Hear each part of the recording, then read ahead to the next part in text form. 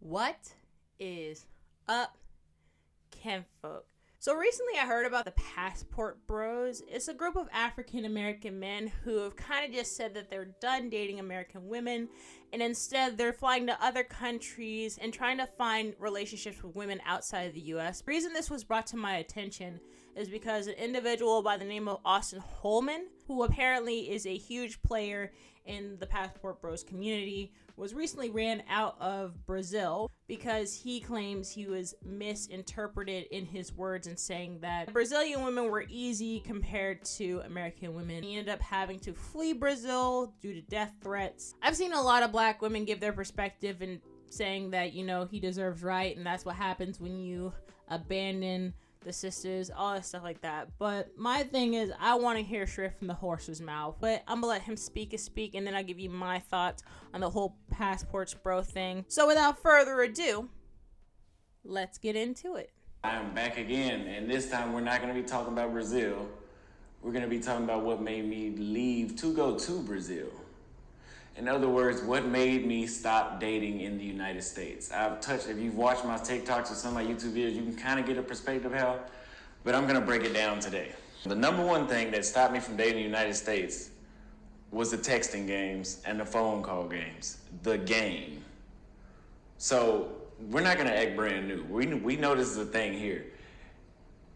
You have to have some sort of game, and people get game confused with charisma. Those aren't the same thing. Okay, charisma is the sweet talking and the emotional aspect of her getting to like you with your words, whoop to whoop. But when I say game, I'm talking about I get your phone number, now let me wait 2 or 3 days to call you back. Like if you know alpha male strategy, he says he waits 10 days to call a woman back. Why the fuck would I want to do that? Why is anybody doing that? That's a waste of time. Okay, I've heard the games, man, and I'm just like, why are you doing this? I've seen the tweets. I've seen the tweets of girls like, man, I didn't text him back and now he's with another chick. You didn't show any interest in this person whatsoever. Why would they assume that you're interested? If you genuinely enjoy somebody, genuinely enjoy their hanging around them, you're going to put forth some effort. Showing a lack of effort for me, I don't deal with. When I got comfortable with the aspect of being alone, it allowed me to be like, okay, I don't mind being alone. So whoever enters my circle, you're going to have to show me that you're worthy of being in my circle. I have enough stress and issues with my own self. I'm not about to be sitting here thinking like, why is he texting me? Why isn't he texting me? Like, no one has time for that. No one. And number 2, flaking. Okay? There is a high, unless if you are some sort of super rich man or some celebrity, there is a high flake rate in the United States. So we were teenagers, we knew this, right? Now, but I had time for that when I was a teenager. Like, I didn't have a job or anything. I wasn't doing shit but going to school and going home. Okay. Just on that sentence alone, he's not getting any action. I'm not saying that to be condescending, but I was that kid. And this is the female perspective of it. Being that kid who was not out all the time, who I didn't have a curfew because my curfew was as soon as I got out of school, I was home. I wasn't going out. My parents knew where I was at all times. I wasn't allowed to go over to anybody's house that my parents didn't know personally. And if I'm going anywhere, I have to take a sibling. Like, that's the type of parents that I had growing up. So I understand and recognize that even from a female's perspective, I was not very popular. If you are purely just a kid who goes to school, comes home, you're in college, you don't party, you don't drink. If you do social events, like, it's few and far between, you're not going to get that much pull. And the type of women who would frequent those places, you're probably not going to want to have to deal with anyway. That's just my personal thing. Some people could disagree with me on that. But, I mean, some women, you met them at a party and then you complain when you wife her up and she still wants to party. You knew who she was when you got with her. That's all I'm saying. The mall, I had to get 10 numbers. Or if I went to Six Flags, I had to get 10 numbers. Why? Because out of 10 numbers, only 3 of them motherfuckers gonna text back. I don't give a fuck what nobody says. only 3 of those are gonna text you back. And out of those 3, 2 or maybe 1 or maybe 2, you're gonna see again. It's just that. I don't care. Anybody tells you otherwise is full of shit, unless if there's some sort of celebrity, but they're not living the regular lifestyle like us. So as an adult, I knew that going, okay, probably still the same thing. I still gotta approach a lot of women. But then it was just coming back like, damn, the flake rate, it seemed like the flake rate has gotten worse. And I know some dumbass watching this video right now is gonna be like, look in the mirror, look in the mirror. That's not the fucking problem. Because there's an abundance of men saying the same thing. And then you hear about these women wanting to just have validation. And social media and cell phones have created this, where they have access to so many men, they'll flake on you in a minute. And with dating apps, they're 90% of those women on dating apps are there for validation. Like, they're not there to actually meet you when y'all match. I can tell you on one hand how many women I've met off a dating app, which is at the most 3. I know for sure 2, but at the most 3. And this is 2 years of being on a dating app. And the other is like just women that'll match, and then you'll get to, hey, okay, let's meet this day with the woo. I try a lot of different strategies. I've flaked on guys in a couple ways. This also comes from maybe my own insecurity. I didn't think that a lot of dudes genuinely liked me. So when a guy was showing interest in me and being flirtatious, I honestly couldn't tell. So when a dude would be like, hey, yo, like, give me your number so we can, like, chat it up. In my mind, I'm like, yeah, bro, that's what's up. Like, we'll hit it up. We'll talk later. Yeah, I think most of the time has kind of been like I didn't read the signs very clearly. And I'm just, like, thinking it's just nothing. And then when they start talking, I'm like, oh, this is what was your intentions. My bad. Another aspect is the typical female thing. You don't want to hurt somebody's feelings. Regardless, it's going to hurt, which I've learned now as an adult. But when I was younger, I was like, it's better that I do it away from him than in front of him. Some of it is also because of the fear of, like, if this goes south, I don't know how he's going to take it. Flake rape. I've done it. I don't feel like I've flaked. I've just been, like, honest with dudes. So, I've heard of it. So, flake rate, okay, I'll give him, so far, we got 2 for passport bros, 0 for American women, so far. And I tried to just go straight to the point. Neither one of them works.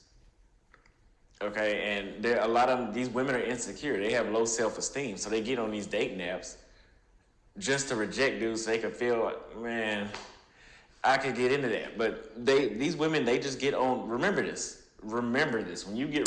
Also, not trying to, like, make myself look bigger, but I think the biggest thing that's helped me to keep me from getting into, like I said, I haven't had a lot of men approach me, but I think one of the things that even when certain men have approached me, my mindset and how I was raised is you're dating for marriage, so I'm not dating to waste my time. So if I will be upfront and say, hey, listen, I'm dating for marriage. I'm not dating because you're cute or whatever. So that's going to keep a lot of men in general away because they're like, hey, I'm not for that life. And it's like, that's totally fine, bro. It's totally fine. You're down for a good time. I'm just not down for a good time. I'm looking at the long run thing. So, yeah, I think that's also the issue that was for me, which I don't think is taught for a lot of American women, having a mindset for the long haul as opposed to a short-term thing of just the feels. Because the feels will go away, which is why a lot of relationships end up failing, because just because you have your endorphins going off and the chemical reactions are going off does not mean that you guys are good for each other. You learn that very quickly once the chemicals are hitting like they used to. Not like his fists, anyway. Rejected. Half or more than half of the time, it's just for her ego. It's not because she has a boyfriend like she told you. It's just for her ego. They're just rejecting you for validation for themselves because they're insecure. Uncertainty. So uncertainty is normal in every country, but in the United States, it's a lot more common to run into somebody that's uncertain than somebody that is in Brazil. In Brazil, like I said, it's black and white. It's a yes or no, I like you or I don't like you. I want to see you again, I want to fuck, or I want to be with you. There's no in between. That's why when you go to these other countries, it seems like the women are moving fast, right? But that's because you're used to bullshitters. You're used to women in your own country that are bullshitting you, that are uncertain. So what's another example of uncertainty? Here's two of them. There's a chick that I approached at the gym, and I've said this before. I approached her at the gym, and clearly she has some sort of interest because I caught her, looking or whatever. So I went up to her, introduced myself, and she's like, "How old are you?" Whenever they say that, y'all just walk off.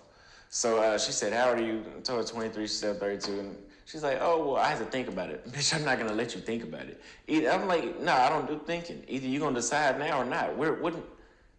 You think you got me on a leash or something? Like I'm gonna come back and double check? Hey, just see it if you want to talk to me now. Sorry, baby, you got the wrong one." Yeah, because there are a lot of dudes who will do that. I'm not for the games, though. I've already expressed I'm not for the games. The certainty aspect of it, I think there's a lot of fear too when it comes to relationships, especially if you've never grown up in a household that's stable. There's going to be a lot of uncertainty and a lot of fear in regards to the man that you're looking at. God forbid you've had a lot of relationships. And it's not just women, it's dudes too. Dudes who have been, you hear it all the time. The bad boy was once a good boy, but the good boy got hurt. So, as a result, he's going to switch up the game because, and it's painful. It's painful. And I think, too, it's painful more for men than it is for women because they have to do a lot more to get her. A lot of people have seen their parents, have seen their friends, have experienced themselves having to be in the trenches with somebody that they love just to see them looking down the end of a barrel and looking into the eyes of this person that they gave so much time and effort into. So I think uncertainty is just in general, and like you said, in any country, in any relationships. I do think when it comes to Western women and how feminism has pushed us into being more wild and out there, there's uncertainty in terms of that. There's uncertainty when it comes to I'll think about it. And the games, if he really cares, he'll come back and he'll ask questions and he'll do all this stuff. But then when he doesn't show up, you're looking like, well, what happened? Number 4, a lack of femininity. So right now, we know we have women that are calling dudes bro. We got women that are wearing boy clothes. We got women that are that want to go 50-50 and want to, or they want to be the leader of a household. We got women raising their voices at men like they're men, but they only doing that because we know we can't hit them because it's an unfair fight. That's why you shouldn't hit women. But those are all masculine, they're non-feminine. Let me just say it. They're not feminine traits, right? So when I went to Brazil, and when you see these women in other countries, you get the soft-spoken, the sweetness, and either she's calling you by her name or she's calling you something sexy like baby or daddy. She's not gonna call you bro. Bitch, I'm not your bro. Don't call me that shit. That shit gets on my nerves. Every chick that has called me bro in the past 6 months, we don't talk anymore. Lack of femininity, I understand, but I think that I'm not trying to single out men, but a certain man can pull the femininity out of a woman. I am a tomboy straight up, but when I'm around my guy, I am very much just like, hey babe, I want to hold hands. He brings it out of me. Even when it comes to hitting females, he said you don't do it. If she puts her hands on you, lay her out. People can argue with me, but listen, I learned very quickly having brothers. You put your hands on a dude and he hits you back, that hit different. So I'm not putting my hands on a man. Now, if he puts his hands on me because he goes into a blind rage, I'm grabbing a skillet and I'm knocking him out. That's just how I was raised, okay? Mom didn't raise no punching bag for her boys or her girls, straight up. Number 5, insecure women. So almost all this ties into insecure women. The texting games, the flaking, the uncertainty, they are not secure, right? So if you're a guy that's doing pretty well for himself, I'm 23 and I'm way ahead of people my age, and I know that. And I've experienced a lot to know a lot of this stuff. When women my age, especially my age, whenever I run into them, they're super insecure. They think, oh, I'm not ready for this guy. I don't think I'm better than nobody else, right? But when you start acting like you're not good enough for me, now I'm like, okay, well, maybe I am too good for her. Like, what's the reason or why? And that's the thing. Why can't? Here's what women need to understand. We just want to be. Sometimes, not sometimes. Most of the time, we just want a woman to be cool with. Like, and I'm not saying there's no sex involved. I'm saying, but like, just be cool. When I come approach you, if you accept and you want to talk to me, just relax, talk. There doesn't need to be an issue. There doesn't need to be a motive, or do you approach everybody like this? That we don't need that. But women are naturally insecure. That's why whenever you go on a date with them, if there's not enough other women looking at you, they feel like they're with the wrong man, and then they become to lose interest in you. Really? No.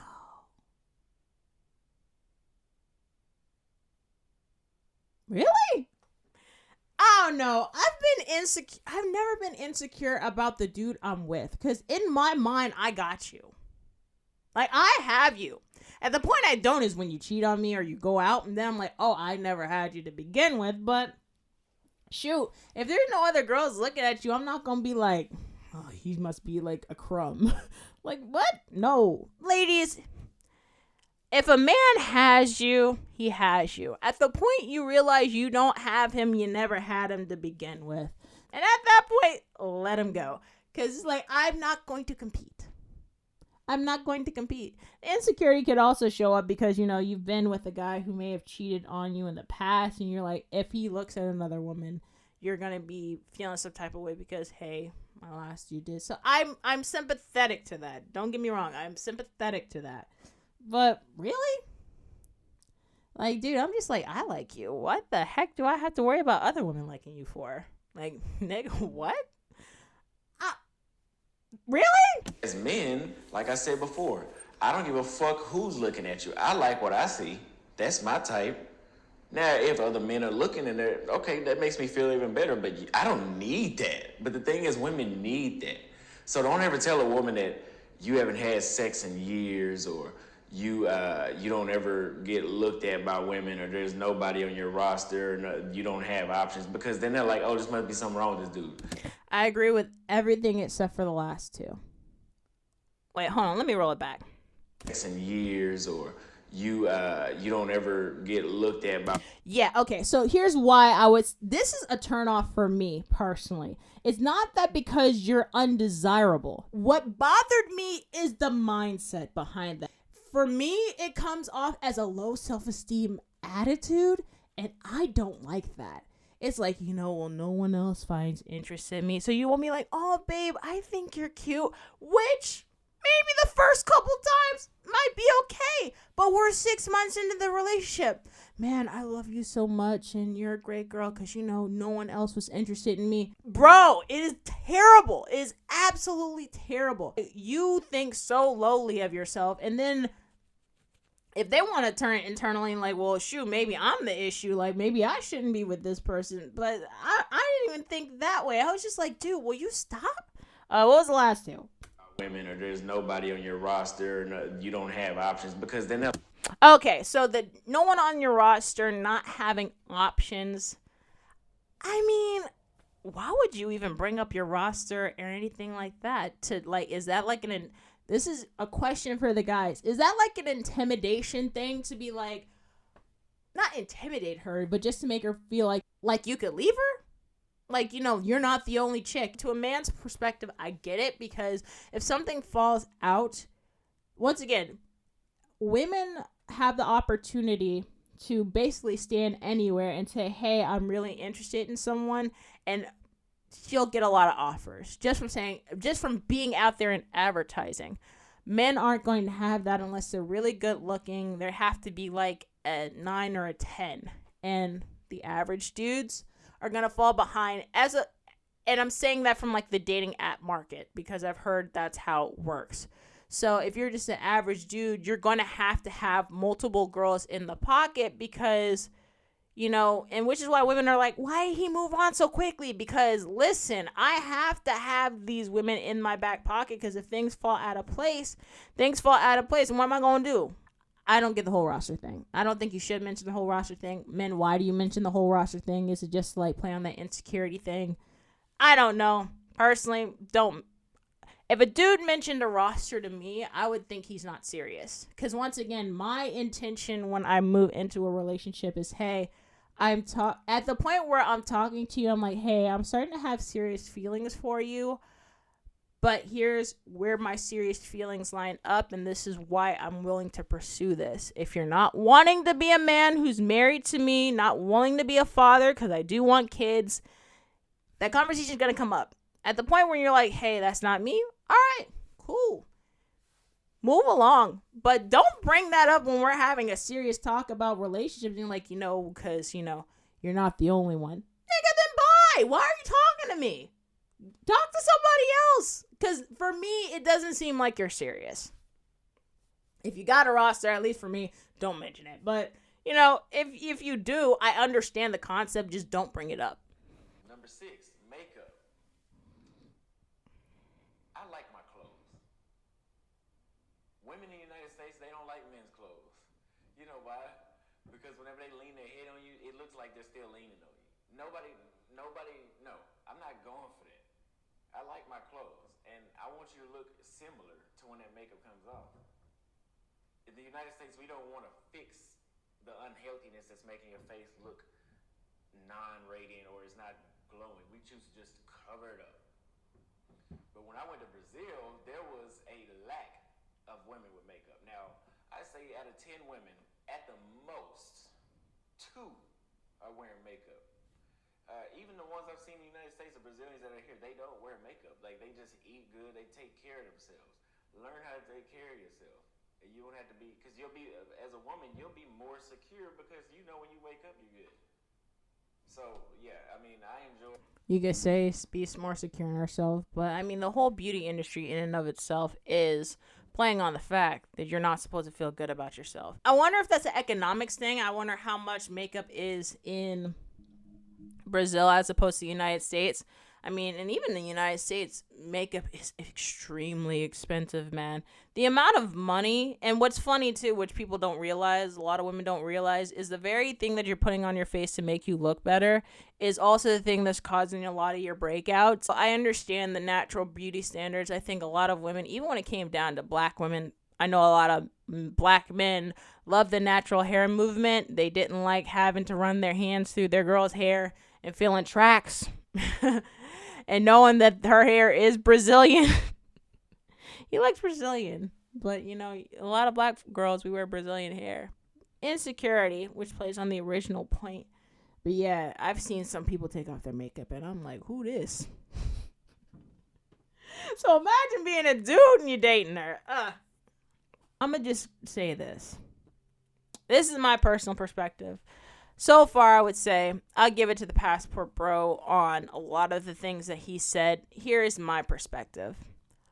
I think that this can be very scary.